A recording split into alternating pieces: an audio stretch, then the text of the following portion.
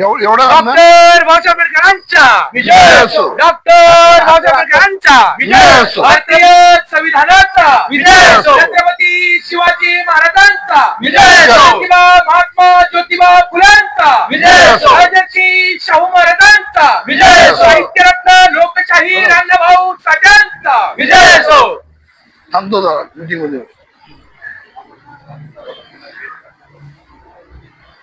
आज सातारा जिल्ह्यातील शहरातील तमाम आंबेडकरवादी ज्यांना ज्यांना बाबासाहेब आंबेडकरांचा विचार मान्य आहे ते सर्वजण आम्ही एकत्र आलेलो आहोत. आम्ही एकत्र येण्याचं कारण सध्या सुरू असलेलं उपवर्गीकरण, अबगड या अनंत विषयांना घेऊन समाजामध्ये गैरसमज जन्माला येऊ लागलेले आहे आणि या सगळ्या गैरसमजामुळे समाजामध्ये विचाराचं विपरीत व्हायला माणसं एकामेकापासून दूर जाऊ लागलेली आहे. वास्तविकता प्रत्येक समाजाला त्याच्या त्याच्या कोदीप्रमाणे त्याच्या लोकसंख्येप्रमाणे आरक्षण मिळणं ही काळाची गरज आहे. पण हे सगळं विभाजित केल्यानंतर 13% 59 जाती आणि ह्या 59 जातीचं जर विभाजीकरण झालं तर येणाऱ्या काळामध्ये ह्या एससी जातीमध्ये आपसामध्ये मतभेद जन्माला येतील आणि हे बाबासाहेबांना नको होतं. म्हणून बाबासाहेबांनी कॅटेगरी जन्माला घातली, जात नाही जन्माला घातली. आणि म्हणून आपण सगळ्यांनी एकत्र राहिलं पाहिजे. आपण सगळे समदुःखी आहोत आणि जोपर्यंत समान आहोत तोपर्यंत या देशामध्ये संविधान टिकणार आहे, तोपर्यंत या देशामध्ये लोकशाही टिकणार आहे आणि आंबेडकर जिवंत राहणार आहे. आणि म्हणून आपण सगळ्यांनी एकत्र येण्याचा एक निर्णय घेतला होता. पण अचानकपणे उपयोगीकरणाचं पेव फुटलं आणि मातंग समाज जो आमचा धाकटा भाऊ आहे त्यांना आक्रमक पवित्रा घेत वर्गीकरणाला पाठिंबा देण्यासाठी एक महामोर्चे काढायला सुरुवात केली. आणि मोर्चे काढताना त्यांनी जातीवर टार्गेट करून भाष्य केलं. ह्या भाषाचा मी पहिल्यांदा इथं निषेध करतो. ज्यांनी या भाषावर बोलत असताना महार या जातीला उद्देशून अनेक वाईट शब्द काढले त्याचाही निषेध करावा लागतोय. कारण तुम्हाला आरक्षण दिलं कुणी, तुम्ही कुणामुळे कॅटेगरीमध्ये आला आणि तुम्ही कुणामुळे हे बोलू लागला, या सगळ्याचं उत्तर महार आहे. डॉक्टर बाबासाहेब आंबेडकरांनी जर जातीवर काम करायचं ठरवलं असतं तर महाराजांना ह्या देशामध्ये सर्वोच्च स्थानावर नेलं असतं. पण त्यांनी या देशातल्या प्रत्येक घटकाला आपलं समजलं. ज्यांनी अन्याय केला त्यालाही आपलं बनवलं, ज्यांनी इथं विद्रोहीकरण उभं केलं त्यालाही आपलं बनवलं आणि जे त्यांच्या सोबत होते त्यांनाही आपल्या सोबत घेतलं आणि अखंड भारत देशाची निर्मिती केली. आणि म्हणून मला सगळ्याला या निमित्तानं विनंतीपूर्वक सांगायचं आहे की उपवर्गीकरणाला आमचा विरोधी नाही, पाठिंबाही नाही. पण उपवर्गीकरण होत असताना या देशातलं संविधान टिकलं पाहिजे, या देशातलं संविधान वाचलं पाहिजे आणि या देशामधला दलिताचा शोषितातला जो हजारो वर्ष गुलाम होता तो या देशाचा मालक झाला पाहिजे, तो मालक राहिला पाहिजे. आम्ही आज हे असंही सांगतोय की जिसकी जितनी संख्या भारी उसकी उतनी हकदारी या विषयावर जर आपण आलो तर या देशामध्ये बौद्धांची संख्या 8.5-9% आहे. मग मात्र कुणाची 2%, कुणाची 3% आणि असं वर्गीकरण झालं तर कुणी कुणाच्या घरात येणार, कुणी कुणाच्या जवळ येणार नाही. आज जर मला सांगताना दुःख होत आहे की ज्या बाबासाहेबांनी कॅटेगरी जन्माला घातली आणि ज्या कॅटेगरीचं कवच म्हणून मांग आणि बौद्ध एकत्र आले आणि या 59 जातीला सुरक्षिततेचं कवच प्रदान केलं. आज जर आपण पाहिलं तर कुठेही अन्याय झाला, हर जोर जुलूम की टक्कर में संघर्ष हमारा नारा आहे, ही घोषणा पडल्याबरोबर पहिला रस्त्यावर उतरणारा बौद्ध असतो, महार असतो, पहिला रस्त्यावर उतरणारा मातंग असतो आणि मग इतर जाती एकत्र येतात. त्यामुळे मांग आणि बौद्ध हे एकत्र आहेत. तोपर्यंत या देशातल्या दलितांना धक्का लावण्याची ताकद इथल्या प्रस्थापिताच्या मनगळात नाही, विचारात येऊ शकत नाही. आणि म्हणून आज त्यांनी ठरवलेलं आहे. कारण आपण सगळ्यांचा इतिहास जर या देशाचा पाहिला तर divide and rule he policy या देशामध्ये जे परदेशात झाले त्यांनी केलेली आहे. तीच पॉलिसी पुन्हा एकदा इथं अडॉप्ट झालेली आहे. जोपर्यंत बौद्ध आणि मातंग एकामेकाच्या विरोधात उभे राहत नाहीत तोपर्यंत या देशातलं हे कवच आम्ही क्रॅक करत नाही, तोपर्यंत आम्हाला इथल्या या देशामध्ये संविधानाला हात लावता येत नाही. जोपर्यंत कवच क्रॅक करत नाही तोपर्यंत आम्हाला इथला आंबेडकर वाद थांबवता येत नाही. आणि म्हणून हे उपवर्गीकरणाचं नाटक काढलेलं आहे. आणि माझ्या धाकट्या भावाला चिडवण्याचं काम झालेलं. माझ्या भावाला विनंती आहे की याच्यावर आपण बसून अभ्यास करूया. पण माझ्या बौद्ध बांधवांना विनंती आहे की धाकट्यानं दगड हातात घेतला म्हणून तुम्ही दगड घेऊ नका. तुम्ही दगड घेतला तर घर फुटेल आणि फुटलेलं घर पुन्हा जोडवता जोडवता आपल्याला नाकी न होईल. आणि पुन्हा मात्र या देशामध्ये आम्हाला एकत्रपणे नांदता येणार नाही.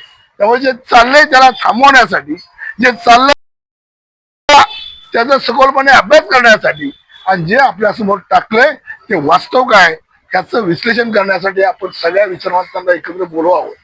सगळ्या विचारवंताला बसवावं. सगळ्या जिल्ह्यात काम करणारे सर्व लोकनेते बोलवावेत, विचारवंत बोलवावेत, साहित्यिक बोलवावेत. ज्यांना ज्यांना बाबासाहेब आंबेडकर अभिप्रेत असा सगळे आंबेडकरवादी बोलवावेत आणि एक महापरिषद घ्यावी. त्या परिषदेमध्ये आपापले मतं मांडावीत आणि त्याच्यानंतर जो निर्णय घेतला जाईल तो निर्णय आपण सर्वांनी एकमुखाने स्वीकारूया. विरोधाला विरोध करायला रस्ता उतरला तर वाद तुम्हाला आणि आम्हाला. कारण आज आपण या देशामध्ये अल्पसंख्याक बाबासाहेबांचं संविधान आम्हाला मालक बनवल्यामुळं या देशातल्या कुठल्याही हरामखोराला आम्हाला धक्का लावता येत नाही.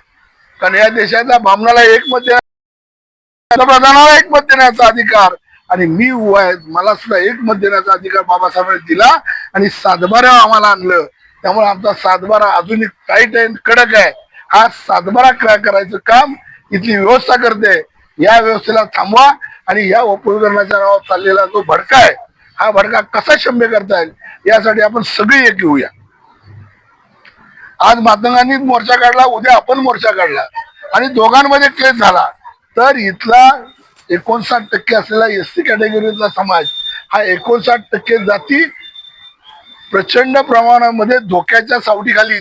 आणि मग जर कुणावर अन्याय झाला तर माग येणार नाही, मागावर अन्याय झाला तर मार जाणार नाही. आणि मग याच्यातून जे विद्रोहीकरण उभं राहील ते या देशाच्या अखंडतेला, बाबासाहेबांच्या संविधानाला आणि एकसंघ भारताला घातक ठरणार आहे. आपण सगळे जर बाबासाहेबांची देखील आहोत तर पहिला वाचला पाहिजे तो आंबेडकर वाद, पहिला वाचला पाहिजे संविधान आणि पहिला वाचलं पाहिजे तो बाबासाहेबांनी जन्माला घातलेला अखंड भारत. आणि ते वाचवण्यासाठीच आपला जन्म झालेला आहे असं सगळ्यांनी गृहीत धरूया आणि उद्याच्या फ्युचरच्या कामाला लागावं. आणि आज आपण सगळेजण एकत्र आलेलो आहोत, चर्चा करूया. सध्या सगळ्यांनी चर्चा करूया. कुणी कुणात लिडर व्हा, कुणी काय करा, मला कुणाचाही विरोध नाही. मला मागच्या खुर्ची बसवलं तरी माझी तयारी आहे. पण या उद्याच्या चाललेल्या वादाला थांबवण्यासाठी जिथं जिथं आमची गरज लागेल तिथे तिथं आम्ही तुमच्या सगळ्यांच्या सोबत आहोत. कोणता कोणाचा येता, कुठल्या पक्षात आहे, कोणाचा नव्हता, कुठल्या तिथे हे विसरून जा.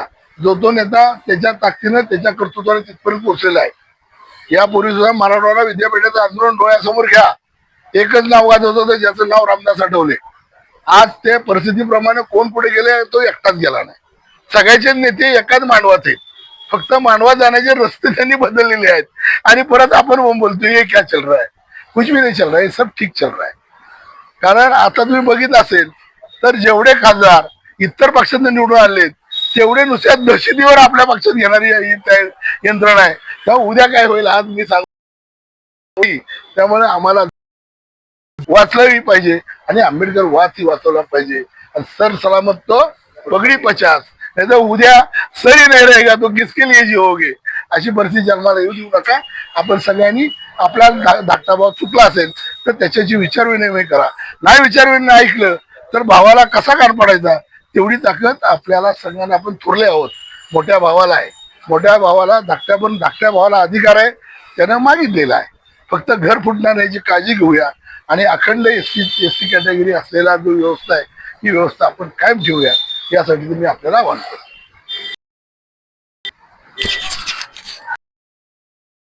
दादासाहेब बोलताय बोला की. मला दिले बोला, मला कुठे लावले. महाराष्ट्र राज्यामध्ये 59 जातीचं प्रामुख्याने नेतृत्व करणारा बौद्ध आणि मातंग समाज जो वोट बँक म्हणून 84% ठरतो. मात्र ही वोट बँकच खच्चीकरण करायचं, बौद्ध विरुद्ध मातंग विरुद्ध बौद्ध निर्माण करायचा, वाद उभा करायचा, ही राज्यामध्ये पोरं पळवणाऱ्या टोळीनं घातलेला हा घाट आहे. या दोघांमध्येच बेबनाव झाला पाहिजे आणि दोघं एकामेकासमोर राहिली पाहिजेत.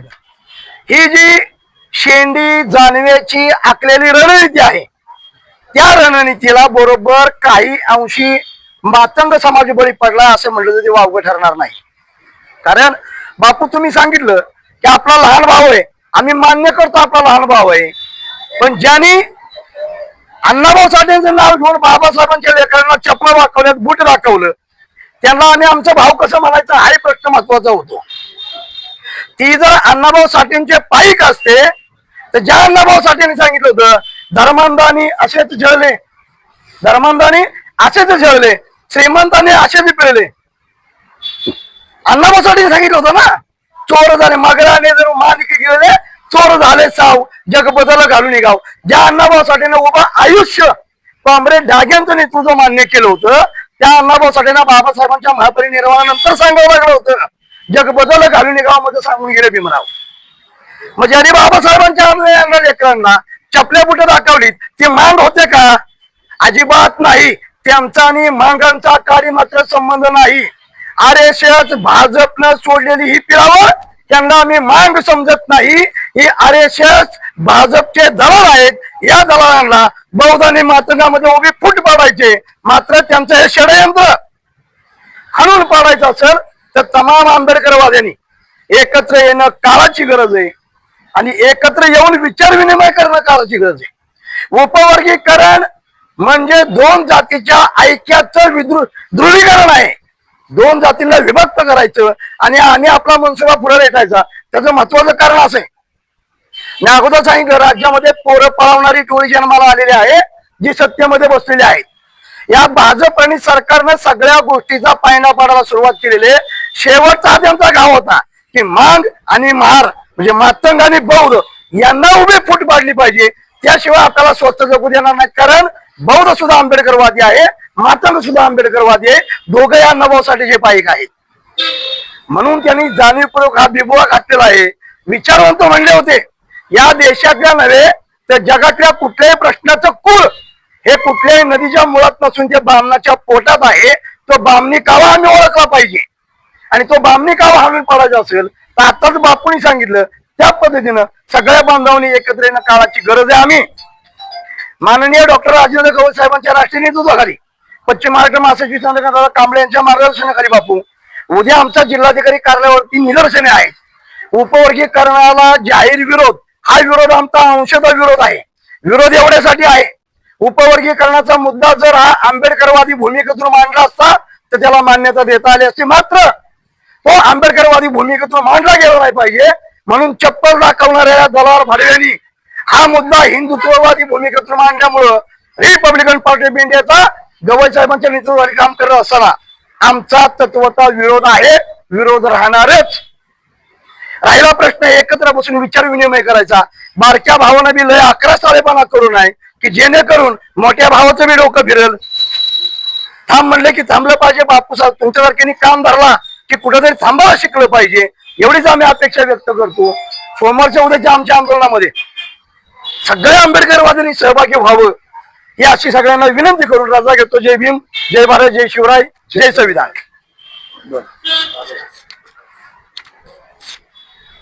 आज आव्हान केल्याप्रमाणे सकाळी 10:30 वाजता एक बैठक झाली आणि 10:30 नंतर बापूवाईवरून तात्या आज एका कामानिमित्त कराडकडे गेले होते, त्यांना उशीर झाला.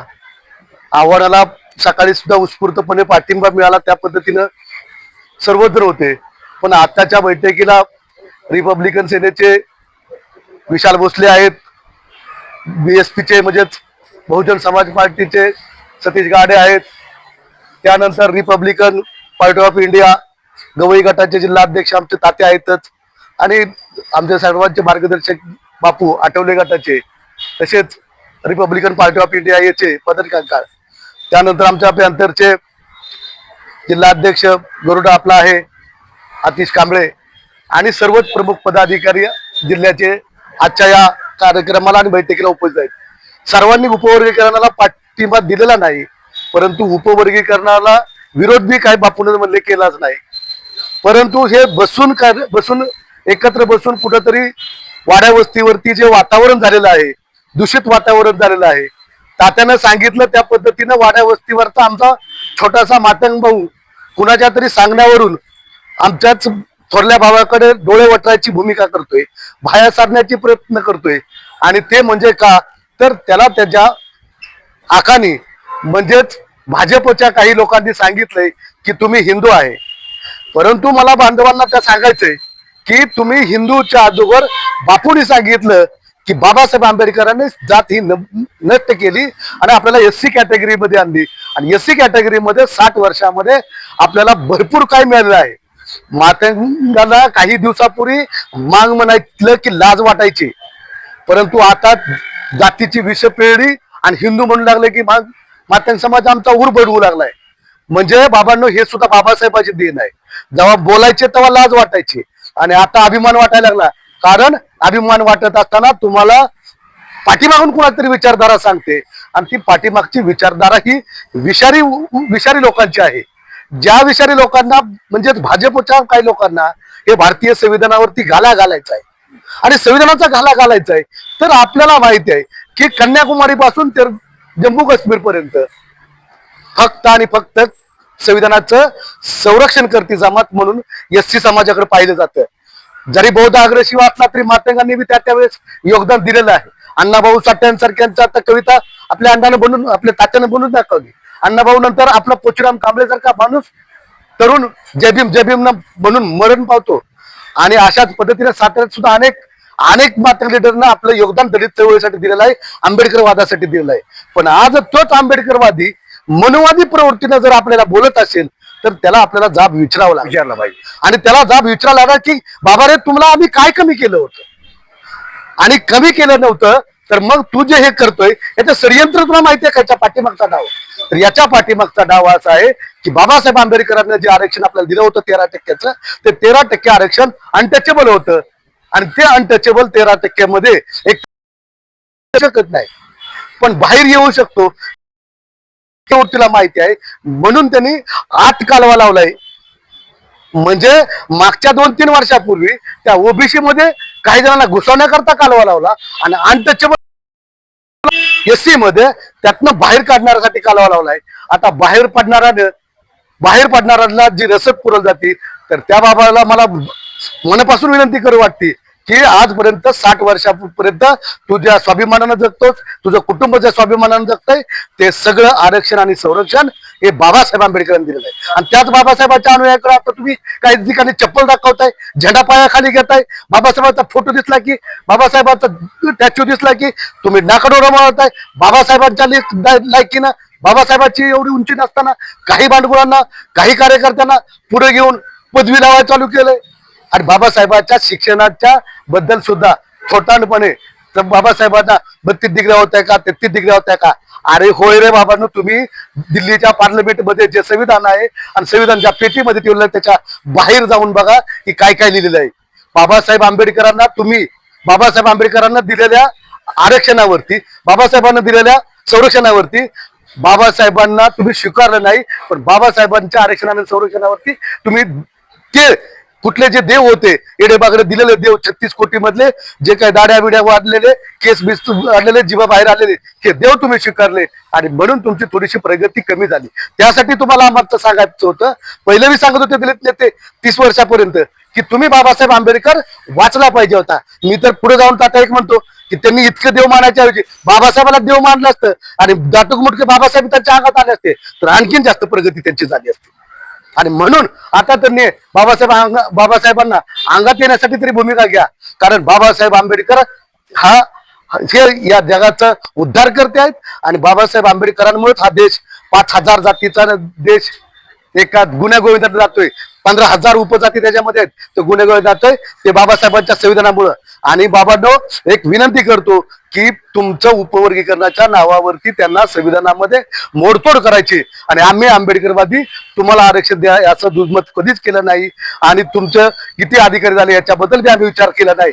फक्त संविधानाला मारा करतात आणि म्हणून आम्ही तुम्हाला विरोध करतोय. एकंदर आरक्षण तुम्हाला निश्चित मिळेल, परंतु या मोदीच्या काळामध्ये, या देवेंद्र फडणवीसच्या काळामध्ये आरक्षण मागाल तर त्यांचा हेतू वेगळा आहे आणि तो हेतू माझ्या मातंग मातंग आंबेडकरीवाद्यांनी विचार करावा आणि उद्याच्या काळामध्ये तर आंबेडकरी चळवळ तरुण या काही नियोजन होईल संदर्भात उद्याच्या निदर्शन ठेवले विरोधात त्याच पद्धतीने उपवर्गीकरणात फायदे आणि तोट्यासाठी आम्ही भाऊ आता ही सगळ्याची मगाशी नावं घेतलेली सर्व जिल्हा अध्यक्ष तसेच जे मगाशी धार्मिक अधिकारी होते संघटनेचे पदाधिकारी होते त्यांना सर्वांना विषयात घेऊन आणि विचारमंथन करून जून रोजी